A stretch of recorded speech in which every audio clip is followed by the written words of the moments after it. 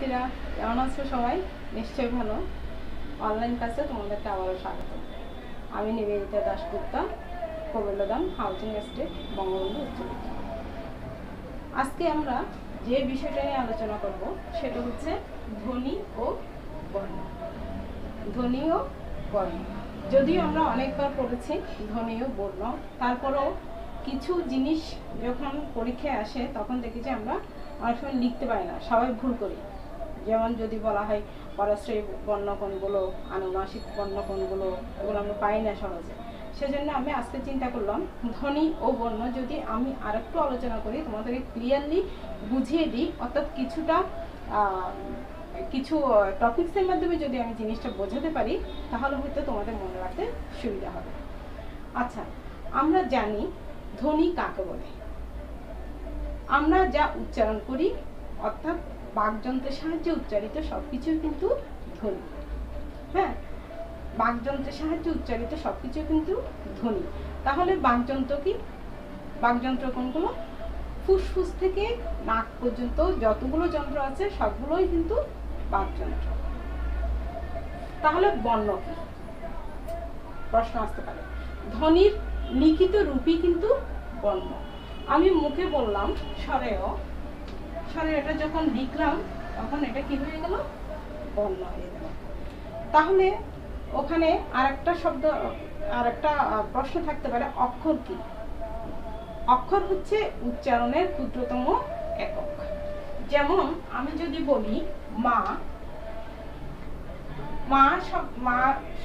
শব্দটা আমরা কি করছি? একবার উচ্চারণ করছি, মা। তাহলে এটা কি? অক্ষর। আবার যদি লিখি মাঠ,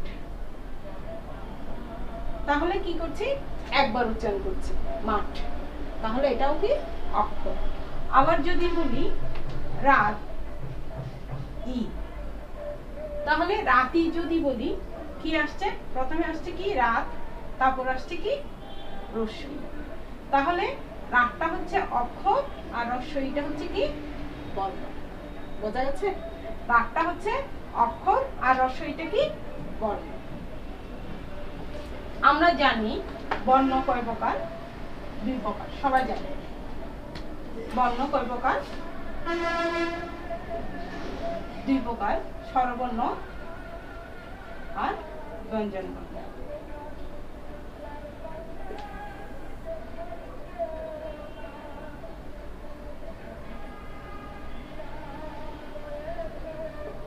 স্বরবর্ণ কয়টি?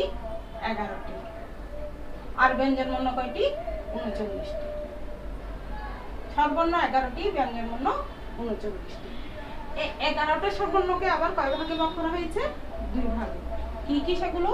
একটা হচ্ছে হ্রস্বস্বর আর একটা হচ্ছে দীর্ঘস্বর। হ্রস্বস্বর কোনগুলো? যেগুলো উচ্চারণ করতে কম সময় লাগে সেগুলো হ্রস্বস্বর, আর যেগুলো উচ্চারণ করতে বেশি সময় লাগে সেগুলো হচ্ছে দীর্ঘস্বর। যেমন কম সময় লাগে কোনগুলো? স্বরেয়, রস্বই, ও, রসম, ওই, এগুলো হচ্ছে হ্রস্বস্বর। আর বাকিগুলো হচ্ছে দীর্ঘস্বর, সরায়া, দীর্ঘই, দীর্ঘ, ঠিক আছে? এ, বি, ও, ও, এগুলো হচ্ছে দীর্ঘস্বর। তাহলে এখানে হ্রস্বস্বর কয়টা? 4টা। দীর্ঘস্বর কয়টা? 7টা। টোটাল কয়টা? 11টা। আর ব্যঞ্জন বর্ণের মধ্যে দেখো 39টা ব্যঞ্জন বর্ণ। আবার ওখানে আমরা জানি 39টা ব্যঞ্জন বর্ণ মধ্যে কিন্তু আবার 32টা আছে কি? ব্যঞ্জন ধ্বনি। 32টা কি আছে? ব্যঞ্জন ধ্বনি।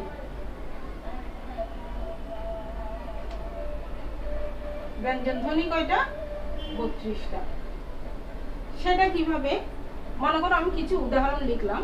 ব্যঞ্জন ধ্বনি আমরা কিভাবে আলাদা করব? আমি যদি লিখি তাবৎ, আবার লিখলাম কি? তাবৎ। অহংকার, আবার লিখলাম অহংকার। যাই, আর লিখলাম কি যাই, চাঁদ, চাঁদ। আর লিখতে পারো আ,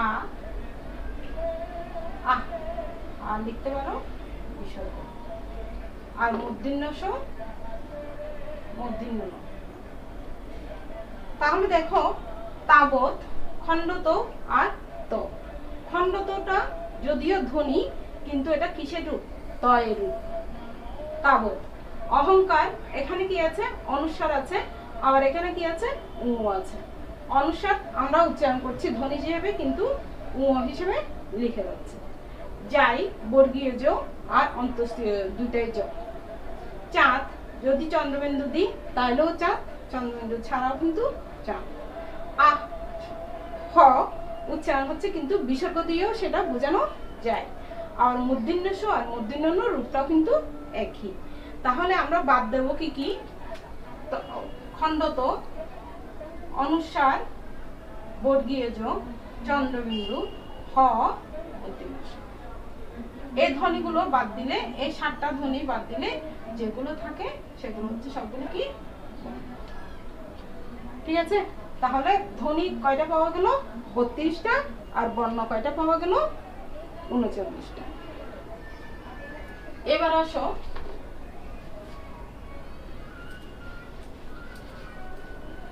এই যে 32টা 39টা ব্যঞ্জন বর্ণ আছে। ব্যঞ্জন বর্ণ কয়টা? 39টা। এই ব্যঞ্জন বর্ণগুলোকে আমরা কোন কোন ভাগে ফেলব? 39টা ব্যঞ্জন বর্ণ নিশ্চয় ভাগ আছে। ভাগগুলো কি কি? দেখো প্রথম ভাগে আমরা কি করব? স্পর্শ বর্ণ যেটাকে বলা হয়, প্রথম ভাগটাকে কি বলা হয়? স্পর্শ বর্ণ। স্পর্শ বর্ণ কোনগুলো? ক থেকে ম পর্যন্ত সবগুলো কি স্পর্শ বর্ণ। ক থেকে ম পর্যন্ত সবগুলো কি স্পর্শ বর্ণ। এরপরে দেখো শীষ বর্ণ বা উষ্ম বর্ণ। শীষ বর্ণ বা উষ্ম বর্ণ। শীষ বর্ণ বা উষ্ম বর্ণ কোনগুলো? আমরা যখন শীষ দিই জিহ্বার উপরিভাগটা কি হয়? উষ্ম হয়। শীষ দিলে জিহ্বার উপরিভাগটা উষ্ম হয়। তাহলে সেই লাইনটা যদি আমরা লিখি, দেখো তোমাদের বোঝার সুবিধার্থে একটা লাইন লিখতে পারো, সেটা হচ্ছে শীষ দিলে জিহ্বা উষ্ম হয়। যদি এই লাইনটা লিখো তাহলে শীষ, এই তালব্য স, এখানে কি আছে? 3টা স আসছে, যেমন তালব্য স, দন্ত স, মূর্ধন্য স। আর এদিকে কি আছে? হ আছে। ঠিক আছে? তাহলে এই 4টা বর্ণ কি শীষ বর্ণ। এই 4টা বর্ণ কি শীষ বর্ণ। শীষ বর্ণগুলো লিখি, তালব্য স, দন্ত স, মূর্ধন্য স, হ। এই 4টা বর্ণকে কি বলা হয়? শীষ বর্ণ। এরপর দেখো, এরপর আছে কি? অন্তস্থ বর্ণ। অন্তস্থ বর্ণ কোনগুলো?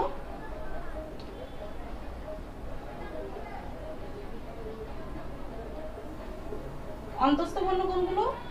স্পর্শ বর্ণ আর শীষ বর্ণের মাঝখানে অন্তর্ত কি? এই যে অন্তর্ত কি? অন্তর্ত হচ্ছে মাঝখানে। স্পর্শ বর্ণ আর শীষ বর্ণের মাঝখানে যে বর্ণগুলো, ওগুলো হচ্ছে অন্তস্থ বর্ণ।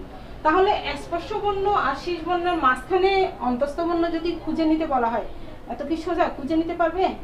কখনোই পারবে না, মনে থাকবে না। সেজন্য তোমাদের সাথে আমি ছোট একটা গল্প শেয়ার করব। সেটা হচ্ছে, লেখক হুমায়ুন আহমেদকে আমরা সবাই চিনি তো। ওনার একটা বিখ্যাত মুভি আছে, সেটা কি আমরা সবাই দেখেছি হয়তো, আমার আছে জল। এখানে লেখক কি করেছে? আমাদের মনটাকে জলের সাথে তুলনা করেছে। অর্থাৎ পাত্রে রাখা জল যেরকম, আমাদের মনটাও সেরকম। চতুর্দিক থেকে বিপদ আসে আমাদের, হয়তো সব দিক থেকেও কোনো সময় আমরা খেই হারিয়ে ফেলি, কিন্তু মনকে চঞ্চল করা যাবে না, মনকে স্থির রাখতে হবে। বা কখনো আমাদের মনটা দোটানায় থাকে যে এটা ভালো, ওটা ভালো, এটা কেন হলো না, ওইটা হলে ভালো হতো, এরকম দোটানার মধ্যে পড়ি। কিন্তু দোটানার মধ্যে পড়লেও আমাদের মনকে কি করতে হবে, বাটিতে জল নিলে জলটা অনেক সময় উপচে পড়ে যায়, সেরকম হওয়া যাবে না, আমাদের মনকে কি করতে হবে, স্থির রাখতে হবে। এটা বলার একটা কারণ, সেটা হচ্ছে অন্তঃস্থপন্ন মনে রাখার সুবিধার্থে যদি আমরা লিখি, ওই যে হুমায়ুন আহমেদের বিখ্যাত মুভিটা কি নাম ছিল, কি নাম ছিল মনে নেই, অর্থাৎ অন্তে রবে জল। ঠিক আছে, এটা যদি লিখি, মনে রাখার জন্য লিখছি অন্তে, মনে করো রবে জল, এখানে বর্গীয় জল লিখবো না, এখানে আমরা লিখবো অন্তস্থ জল। যেহেতু আমরা কেন লিখছি এটা, অন্তে রবে জল, এই বাক্যটা লিখার পেছনে কারণ হচ্ছে অন্তস্থ বর্ণ কোনগুলো সেগুলো খুঁজে নেওয়ার সুবিধার্থে, তাই আমি এখানে বর্গীয় জল লিখিনি, কি লিখেছি, অন্তস্থ জল লিখেছি। এই যে অন্তে, অন্ত অর্থ কি, অন্ত হচ্ছে অন্তস্থ বর্ণ, অন্ত দিয়ে কি বোঝাবো, অন্তস্থ বর্ণ। তাহলে অন্তস্থ বর্ণ কোনগুলো, ব স্বর্ণ র, ব, অন্তস্থ জ আর এই চারটা হচ্ছে কি অন্তস্থ বর্ণ। তাহলে এখানে লিখে পেলাম অন্তে রবে জল, এই বাক্যটা লিখে রাখবে, এই বাক্যটা লিখে রাখলে তোমার অন্তস্থ বর্ণ খুঁজে নিতে সুবিধা হবে। তাহলে অন্তস্থ বর্ণ কোনগুলো, ব স্বর্ণ র, ব, অন্তস্থ জ, এই চারটা হচ্ছে অন্তস্থ বর্ণ। এবার আসো তারণজাত ধ্বনি বা তারণজাত বর্ণ, 4 নম্বরে।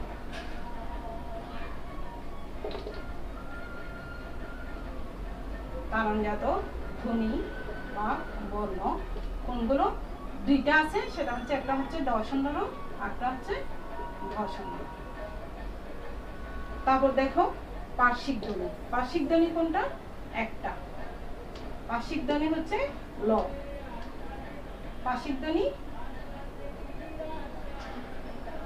ল। ল উচ্চারণ করার সময় জিহ্বার দুপাশ দিয়ে বাতাস বের হয় বলে সেটাকে কি বলা হয়, পার্শ্বিক ধ্বনি। এরপরে কি আছে, আনুনাসিক ধ্বনি বা আনুনাসিক বর্ণ।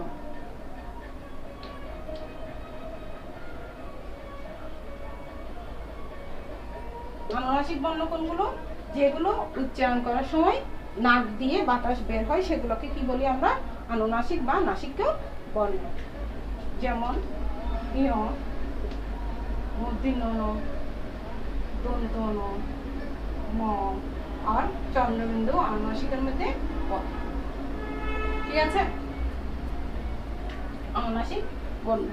এখন আমরা কি করব, এই যে এগুলো তো আমরা আমাদের জানা হলো মোটামুটি, স্পর্শ বর্ণ, শীষ বর্ণ, অন্তস্থ বর্ণ, তারণজাত ধ্বনি বা বর্ণ, পার্শ্বিক ধ্বনি, আনুনাসিক বর্ণ, সবগুলো মোটামুটি আমরা কি করেছি, ধারণা পেয়েছি। এখন আমরা একটা ছকের মাধ্যমে যদি ব্যঞ্জন বর্ণগুলোকে আলাদা করি, তাহলে আমাদের আরেকটু পরবর্তী যে জিনিসটা আছে সেটা বুঝতে আমাদের আরেকটু সুবিধা হবে। যেমন আমি ভেবে নিলাম যে আমি একটা 6 তলা বাড়ি করবো, এটা জাস্ট তোমাদের মনে রাখার সুবিধার্থে, এটা কিছু না। মনে করো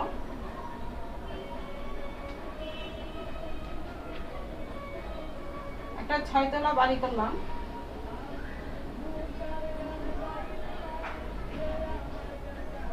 আমি এটাকে 5টা ভাগে ভাগ করব।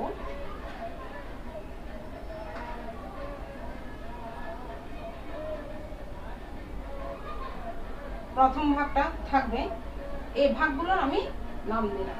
মনে করো প্রথম ভাগটার নাম কি, ক, খ,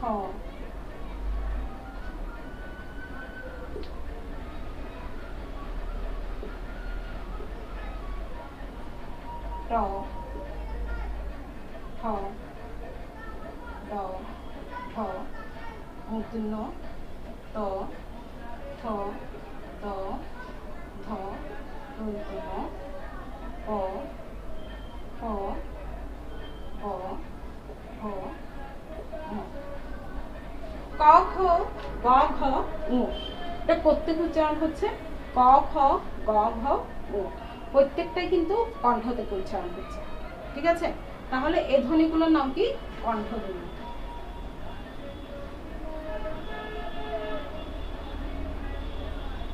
চ ছ বর্গীয় জ ঝ ইয়, চ ছ বর্গীয় জ ঝ ইয়, তালু থেকে উচ্চারণ হচ্ছে। তাহলে এই ধ্বনিগুলোর নাম কি? তালব্য ধ্বনি। ট ঠ ড ঢ মূর্ধন্য, ট ঠ ড ঢ মূর্ধন্য। তাহলে এই ধ্বনিটার উচ্চারণ কি? মূর্ধা থেকে, অর্থাৎ জিহ্বার পেছনে যে শক্ত জিনিসটা আছে, ঠিক আছে? তাহলে এগুলোর নাম কি? মূর্ধন্য ধ্বনি।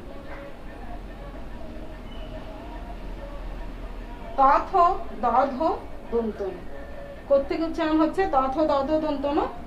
এই ধ্বনিগুলোর নাম কি? দন্ত ধ্বনি। প ফ ব ভ ম, প ফ ব ভ ম, ধ্বনিটা কোত্থেকে উচ্চারণ হচ্ছে? ঠোঁট থেকে। তাহলে এগুলো কি? ওষ্ঠধ্বনি,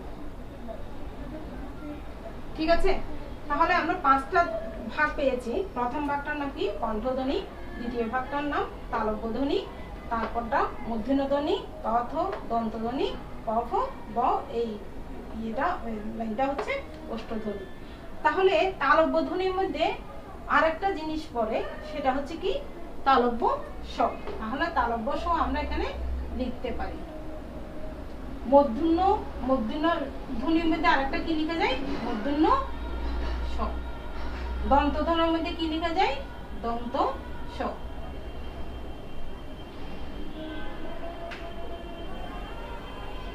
ঠিক আছে? এই যে ইয়, উ, ইয়, মূর্ধন্য, দন্তন, ম, এই ধ্বনিগুলোর নাম কি? নাসিক্য ধ্বনি, ঠিক আছে? নাসিক্য ধ্বনি। আর প আর ব, এই দুইটা কি? এ প আর ব, এই দুইটা কি? অল্প প্রাণ, অর্থাৎ এগুলো উচ্চারণ করতে আমার কি হচ্ছে? বাতাস কম বের হচ্ছে। এই দুইটার নাম কি? অল্প প্রাণ। আর ফ ব, এই দুইটা উচ্চারণ করতে ফ হ, অর্থাৎ আমাকে বেশি চাপ দিতে হচ্ছে, চাপের আধিক্য লাগছে। তাহলে এগুলোর নাম কি? মহাপ্রাণ, বাতাস বেশি বের হচ্ছে, সেজন্য এগুলোর নাম কি? মহাপ্রাণ। আবার দেখো ক খ, ঠিক আছে? ক খ হচ্ছে ঘোষ। ঘোষ ধ্বনি কোনগুলো? যে ধ্বনিগুলো উচ্চারণের সময় স্বরতন্ত্রী অনুরণিত হয় না বা কাঁপে না, ঠিক আছে? যেমন ক, ক, খ, খ, ক আর গ, ঘোষ। খ, ক ঘ, ক আর খ, আর গ ঘ হচ্ছে অঘোষ। এটা হচ্ছে অঘোষ, এটা হচ্ছে ঘোষ।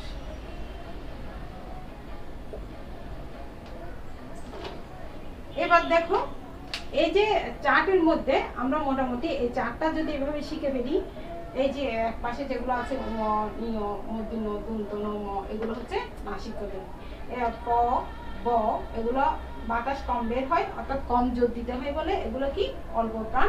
ফ আর ভ, বাতাস জোরে বেশি লাগে বলে এগুলোর নাম কি? মহাপ্রাণ। ঘোষ, যে ধ্বনিগুলো উচ্চারণ করতে আমাদের স্বরতন্ত্রী অনুরণিত হয় না, সেগুলো কি? অঘোষ। আর যে ধ্বনিগুলো উচ্চারণ করতে স্বরতন্ত্রী অনুরণিত হয়, অর্থাৎ বেশি কাঁপে, সেগুলো কি? ঘোষ ধ্বনি। তাহলে আমাদের ধ্বনি ও বর্ণ মোটামুটি যদি তোমরা এভাবে বুঝে থাকো, তাহলে আমার বোঝানোটা সার্থক হবে বলে আমি মনে করি। ওকে, ধন্যবাদ সবাইকে।